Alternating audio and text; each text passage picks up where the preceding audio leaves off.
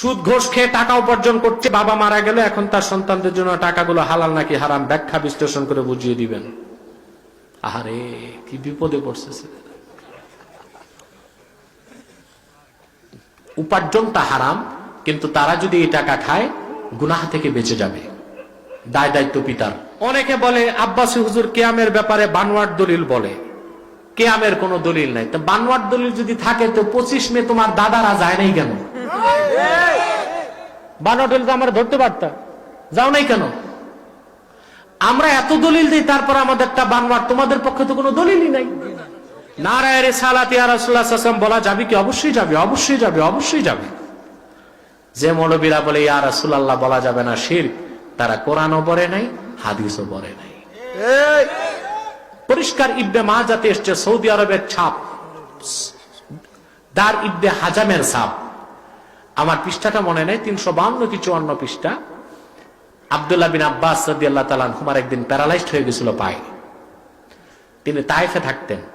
এক ব্যক্তি বললেন, উসকুর আহাব্বান নাসি লাইক, আপনি যাকে বেশি ভালোবাসেন তাকে ডাকেন।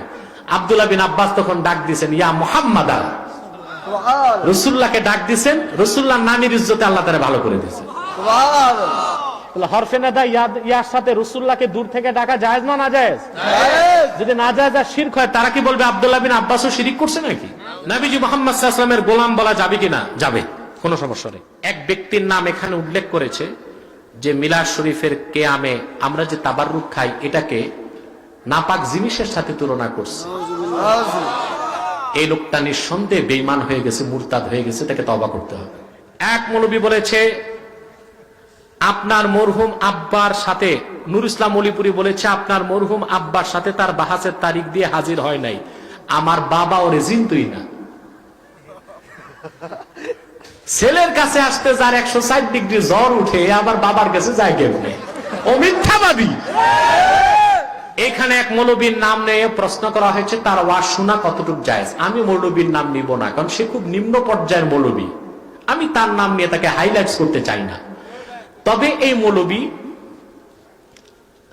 সারা বাংলাদেশের মানুষ জানে, আরেকজনের বউ ভাগায় এনে 7 বছর যাবত সংসার করতেছে, এবং এই 7 বছরে ওই আরেকজনের স্ত্রীর ঘরে তার 2টা বাচ্চা পয়দা করছে, হারামজাদা। আলেমরা জানেন, মুফতিরাও সাক্ষী দিবেন। কবিরা গুনাহ 72টা। কতটা? কয়টা? এই 72টার মধ্যে 72টা কবিরা গুনার একটা হলো জেনা।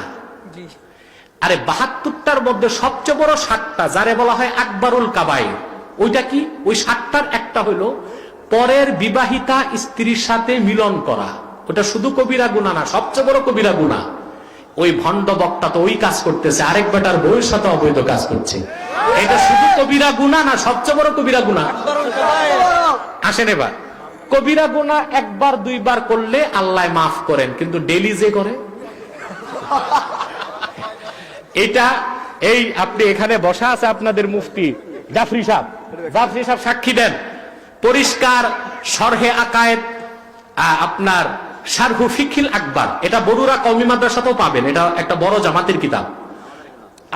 আমাদের এই আলিয়া কামেল মাদ্রাসাতেও আছে। এটা কিসে পড়ান? ফাজেলে, ফাজেলে পড়ান মুফতি সাহেবরা। স্পষ্ট লেখা আছে শারহু ফিকিল আকবারে, ইন্নাস সাগীরাতা তাজুরু ইলাল কাবীরা ওয়া ইন্নাল কাবীরাতা তাজুরু ইলাল কুফর। সগীরা গুনাহ বারবার করলে এটা কবিরার দিকে টেনে নেয়, আর কবিরা গুনাহ বারবার করলে এইটা কুফুরির দিকে টেনে নেয়। যেই ভণ্ড বক্তা আরেকজনের বউ ভাগায়া 7 বছর যাবত সংসার করে প্রতিদিনই কবিরা না বড় কবিরা গুনাহ করতেছে, এটা তো আর মুসলমানই নাই।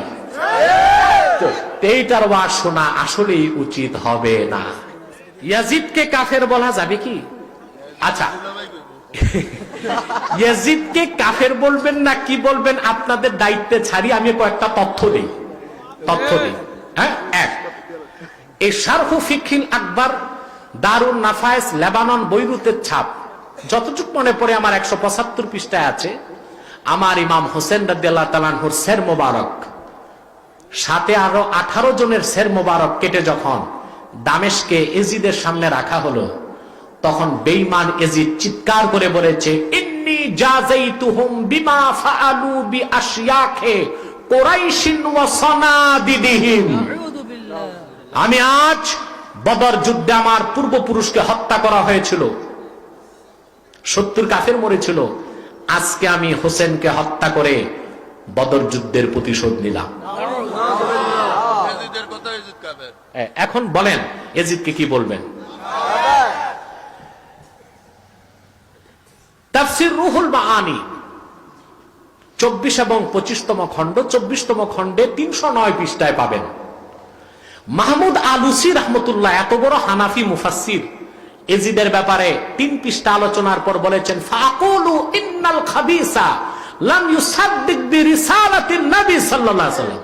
ইমাম আলুসি বলেন, আমি আলুসি ব্যাপক যাচাই করে দেখলাম ইয়াজিদ আল্লাহ রাসূলের রিসালাত কি বিশ্বাস করত না। তাহলে মুসলমান বলা যাবে? সেখানে আবার তাফসীর রুহুল মাআনিতে ইমাম আলুসি তার কবিতা তুলে দিয়েছেন। ইমাম হোসেনের লাশ তার সামনে রাখা, কাক ডাকতেছে, কাক কাক। তখন সে রেগে কাকেরে বলতেছে, সে বলতেছে, কাদ নাইবাল গুরাব কুল আওলা তাকুল কাদ ইক্তাজাইতু আনির রাসূলি দুয়ুনি। আরে কাক ডাকতেছে, কাক চিল্লাক আর না চিল্লাক, কাক ডাকুক আর না ডাকুক, আজকে তো আল্লাহ রসুলের কাছ থেকে আমি ঋণ শোধ করে নিলাম। আল্লাহ রসুলের কাছ থেকে প্রতিশোধ নিয়ে নিলাম। তিনি বদর যুদ্ধ করেছেন, আমার দাদা মরেছে, কাফের ছিল আমার দাদা, আরো কাফের নেতারা মরেছে। আজকে হোসেন আর সাথে 18 জন আহলে বাইতকে শহীদ করে আমি মুহাম্মদ সাল্লাল্লাহু আলাইহি ওয়াসাল্লামের পক্ষ থেকে আমার যে জিদ ছিল, রাগ ছিল, আমি তা প্রতিশোধ নিলাম। আমি আল্লাহ রসুলের প্রতিশোধ নিলাম তার নাতির মাধ্যমে। বলেন তাকে মুসলমান বলা যাবে? ফতোয়া তো আপনারাই দিয়ে দিয়েছেন, আমি আর কি দেব। প্রচলিত তাবলীগের উৎপত্তি সম্পর্কে জানতে চাই, ইলিয়াস সাহেব থেকে শুরু। এখন আর কি বলবো বাবা, এরা 2 ভাগ হয়েছে, একটা এতাহাতি আর একটা ওয়াদাহাতি, 2 দিন পর পর করে হাতাহাতি। যারা সৈয়দ আহমদ বেরেলী তরিকায়ে মুহাম্মাদিয়া এবং বিশেষ করে কারামাত আলী জনপুর রহমতুল্লাহকে ওয়াহাবি কাফের বলতে চায়, আমি বলবো তাদের জন্ম এবং জন্মের মধ্যেই সমস্যা আছে।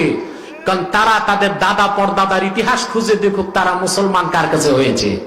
আজকে তারা যেই মাসলাকের কথা বলে, যেই ফেরকার কথা বলে, এটার জন্ম 70 বছর আগে। আর কারামাত আলী জনপুরি এই দেশে ইসলাম প্রচার করেছেন 200 বছর আগে। তিনি ইন্তেকালি করছেন 150 বছর হয়ে গেছে। কারামাত আলী জনপুরি আর সৈয়দ আহমদ বেরেলীকে বাদ দিয়ে এদেশে তো মুসলমানকে চিন্তাই করা যাবে না। সৈয়দ আহমদ বেরেলী রহমতুল্লাহ প্রথম ইংরেজদের বিরুদ্ধে জিহাদের ডাক দিয়েছেন। এর জন্য ইংরেজরা সেই কালে তাদের কিছু পাঁচাটা গোলাম ঐতিহাসিক দিয়ে ইবনু আব্দুল ওয়াহাব নজদির সাথে সৈয়দ আহমদ বেরেলীর আন্দোলনকে একত্রিত করার চেষ্টা করেছে। আমি 10 লক্ষ টাকার চ্যালেঞ্জ ঘোষণা করছি, ইবনু আব্দুল ওয়াহাব নজদির সাথে সৈয়দ আহমদ বেরেলীর জীবনও সাক্ষাৎ হয় না। কথা বুঝতে পারছেন? প্রায় ইবনু আব্দুল ওয়াহাব নজদি আর সৈয়দ আহমদ বেরেলীর মধ্যে 80 বছরের ব্যবধান। কত? 80 বছরের ব্যবধান, যেখানে 2 ব্যক্তির মধ্যে সৈয়দ আহমদ বেরেলী আর ইবনু আব্দুল ওয়াহাব নজদি, সেখানে একজন একজনের সাথে সাক্ষাৎই হইল না। কিভাবে তিনি ওয়াহাবি আন্দোলনে যোগ দিলেন? সৈয়দ আহমদ বেরেলীর আকীদা কি, ইবনু আব্দুল ওয়াহাব নজদির আকীদা কি? সৈয়দ আহমদ বেরেলী রহমতুল্লাহ হানাফি মাযহাবের ছিলেন, আর ইবনু আব্দুল ওয়াহাব নজদি কোনো মাযহাব মানত না।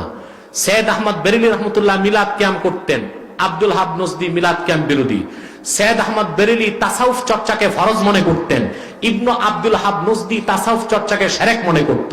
যাদের আকীদার মধ্যে আকাশ পাতাল পার্থক্য, কিভাবে সে সৈয়দ আহমদ বেরেলী ইবনু আব্দুল ওয়াহাব নজদির আন্দোলনের অনুসারী হয়? এটা মিথ্যা অপবাদ ছাড়া আর কিছুই নয়। সৈয়দ আহমদ বেরেলী রহমতুল্লাহ তরিকার নাম তরিকায়ে মুহাম্মাদিয়া। কেন?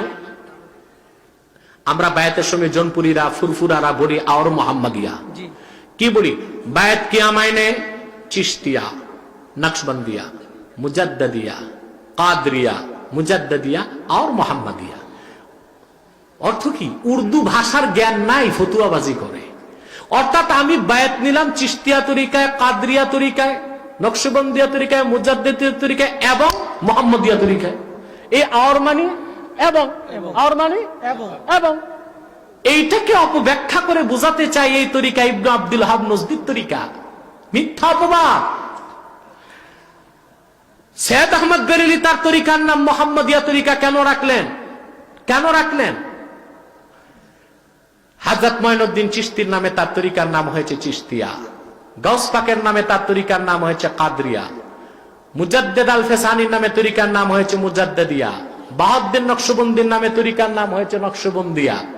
সৈয়দ আহমদ বেরেলীর তরিকাটার বৈশিষ্ট্য ছিল জিহাদের বায়াত নিছেন তিনি। জিহাদ, ইংরেজ বিরোধী আন্দোলনে জিহাদের বায়াত নিছেন। এটা তার তরিকা আলাদা বৈশিষ্ট্যের হওয়ার কারণে তিনি বললেন আমার তরিকার নামও তো মুরিদরা আমার নামে রাখবে, সেজন্য তিনি বললেন আমি যার উম্মত তার নামে তরিকা। এই জন্য তিনি নিজের তরিকার নাম রাখলেন তরিকায় মুহাম্মাদিয়া। কথা বুঝতে পারছেন? ওনার প্রধান সহচর কারামত আলী জৌনপুরী রহমতুল্লাহ, যিনি 200 বছর আগে এই দেশে এসে 1 কোটি লোককে ইসলাম কবুল করিয়েছেন। ডব্লিউ হান্টার তার দ্য ইন্ডিয়ান মুসলিম বইতে তা স্বীকার করেছে। সৈয়দ আবুল হাসান নদভী রহমতুল্লাহ তার বইতে তা স্বীকার করেছে। এনসাইক্লোপিডিয়া ব্রিটানিকাতে এই তথ্য স্বীকার করেছে। ইসলামিক ফাউন্ডেশন থেকে বাংলা পিডিয়া যেটা বের হয়েছে সেখানেও এই তথ্যকে গবেষকরা স্বীকার করেছে। যার হাতে সরাসরি 1 কোটি লোক মুসলমান হলো, যিনি এই দেশে মিলাদ ক্যাম্প প্রতিষ্ঠা করলেন, যিনি এই দেশে পীরি মুরিদি চালু করলেন, যিনি এই দেশে মসজিদ করলেন, মাদ্রাসা করলেন, যারা তাকে গালি দেয় তাদের দাদারাও যার হাতে মুসলমান হইল, সেই কারামতের জৌনপুরী যদি ওহাবি হয় নাউজুবিল্লাহ, তাহলে আমি বলবো মুসলমানকে বাংলাদেশে। সৈয়দ আহমদ বেরেলী রহমতুল্লাহ প্রধান খলিফা কারামত আলী জৌনপুরী রহমতুল্লাহ, সৈয়দ আহমদ বেরেলী রহমতুল্লাহ প্রধান খলিফা কারামত আলী জৌনপুরী রহমতুল্লাহ, তার থেকে আমরা সৈয়দ আহমদ বেরেলী রহমতুল্লাহ আরেক খলিফা নূর মোহাম্মদ ঝানজানবী, তার থেকে এমদাদুল্লাহ মহাজের মক্কি এবং দেওবান। সৈয়দ আহমদ বেরেলী রহমতুল্লাহ আরেক খলিফা নূর মোহাম্মদ নিজামপুরী রহমতুল্লাহ, তার খলিফা ছিলেন সুফি ফতে আলী ওয়েসি বর্ধমানী, তার খলিফা ছিলেন ফুরফুরার আবু বকর সিদ্দিক ফুরফুরাবি। তাহলে জৌনপুর, ফুরফুরা, সোনাকান্দা, ফুলতলি, আরো আরো যত তরিকা বাংলাদেশে আছে সবই তো সৈয়দ আহমদ বেরেলী থেকে। তো উনি যদি ওহাবি আর কাফের হয়তো মুসলমানকে জিজ্ঞেস করেন তাদের কাছে, তাদের তো অস্তিত্ব 70 বছর আগে, তাদের কোন ইতিহাস নাই। তাদের দাদা পরদাদা মুসলমান হলো কারামত আলী জৌনপুরী রহমতুল্লাহর হাতে, তরিকায় মুহাম্মাদিয়াতে বায়াত দিয়েছে তারা। কিন্তু এখন না বুঝে কিংবা কেউ কেউ হিংসা পরবশত হয়ে এসব ফতুয়াবাজি করছে, আপনাদেরকে মূল থেকে সরিয়ে দেবার জন্য আপনারা তা প্রশ্রয় দিবেন না। কথা মনে থাকবে ইনশাআল্লাহ।